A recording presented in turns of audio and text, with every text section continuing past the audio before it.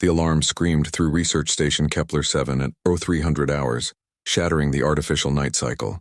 Commander Vexith's 4 eyes snapped open as crimson emergency lights flooded his quarters. His translator implant buzzed with the automated warning. Critical alert. Predator-prey interaction detected. Biological imperative violation in progress. Habitat Module 7. Vexith launched himself from his rest pod, his chitinous legs carrying him through the corridors at breakneck speed. Other researchers emerged from their quarters.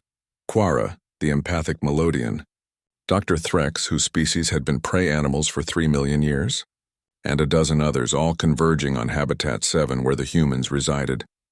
The Galactic Council had been explicit in their warnings. Humans were Category 7 Deathworlders, apex predators from a planet so hostile it had forged them into persistence hunters with binocular vision, forward-facing eyes, and an unsettling ability to bond with virtually anything. The 2 humans aboard Kepler-7, Elle and Jackson, were part of an unprecedented cultural exchange program. Most species believed it was madness to allow humans anywhere near civilized space. As Vexith reached the Habitat module, the security console displayed a scene that made his blood crystallize. Every biometric sensor, every evolutionary recognition algorithm, every prey instinct detector was flashing the same impossible message. A predator was at rest with prey animals. By the ancients, Quara whispered, her melodic voice trembling. Is that, through the transparent observation panel, they witnessed something that defied 70,000 years of galactic behavioral science. Elle lay curled on the floor of the Habitat's garden section, her breathing slow and even in deep sleep. That alone was remarkable. Most predators never truly rested, always maintaining some level of alertness.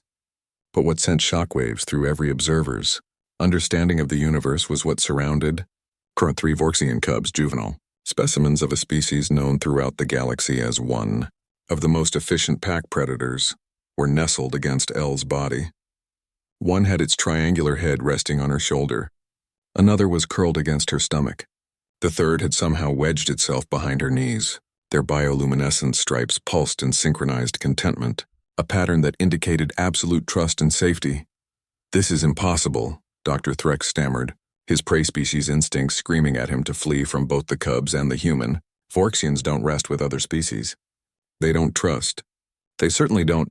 Look at the biometric readings, interrupted Specialist Kryn, her tentacles dancing across the console. The cubs' stress hormones are at 0. 0. Their heart rates indicate REM sleep. They're not just resting near her, they feel safe. Jackson emerged from the human quarters, rubbing sleep from his eyes. He spotted the gathering crowd and frowned. What's going on? Then he saw the observation panel and his expression softened into something the aliens couldn't quite categorize. Perhaps amusement mixed with exasperation.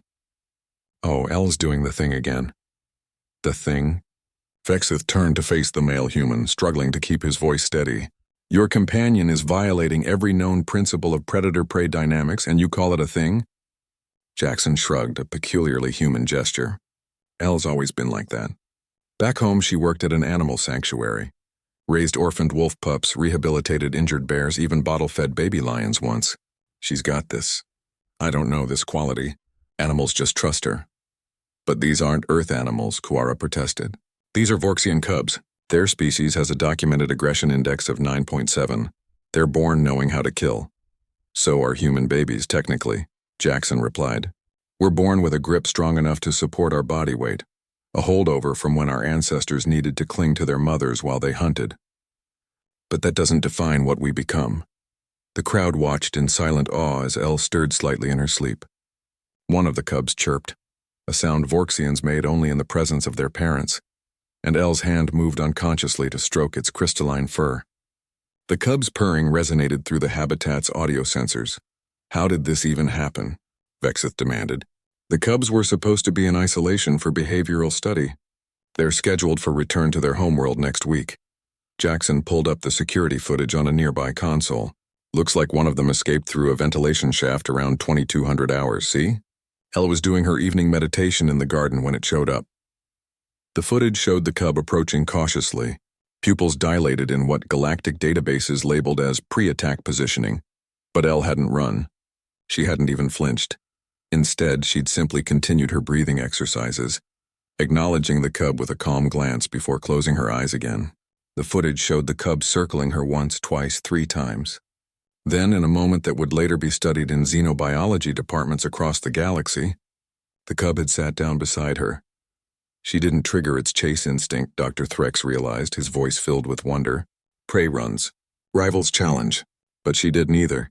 She simply unexisted. And then she broke quarantine protocol by letting it stay? Vexith was caught between scientific fascination and administrative horror. Not exactly. Jackson fast-forwarded the footage. The other 2 cubs escaped an hour later. Must have been trying to find their sibling. But look, Ella's still meditating. She just let them come to her. Didn't try to dominate them or establish hierarchy. Just accepted their presence. The footage showed all 3 cubs eventually settling against Elle's warmth. When she finally laid down to sleep, they'd simply adjusted their positions to remain close. Quara's empathic abilities were nearly overwhelmed by what she sensed through the habitat walls. There's no fear from either party. The cubs perceive her as, I don't have words in standard galactic. It's like they see her as both guardian and equal. And she feels safe, Jackson finished. Ella always says that if you meet animals without fear or aggression, they respond in kind. Even predators just want to feel secure. This will revolutionize everything we know about interspecies dynamics. Vexith breathed. Predator and predator resting together. Different evolutionary paths, different worlds, different survival strategies, all meaningless in the face of simple trust. As the gathered researchers continued their observations, documenting every moment of this unprecedented event, the base's sensors kept flagging their warnings. But now the crew understood the sensors weren't wrong. They were simply operating on rules that humans had somehow learned to transcend. Inside Habitat 7, Elle slept peacefully, 3 apex predators tucked against her like oversized housecats. And in that moment, she embodied the quality that made humanity both terrifying and wondrous to the wider galaxy. The ability to look at the universe's most dangerous creatures and see not threats, but friends they hadn't made yet. When Elle finally woke at dawn, she'd simply smile at the cameras, give each cub a gentle scratch behind their auditory ridges, and start her day as if sleeping with alien predator cubs was the most natural thing in the world. Because for humans, perhaps it was.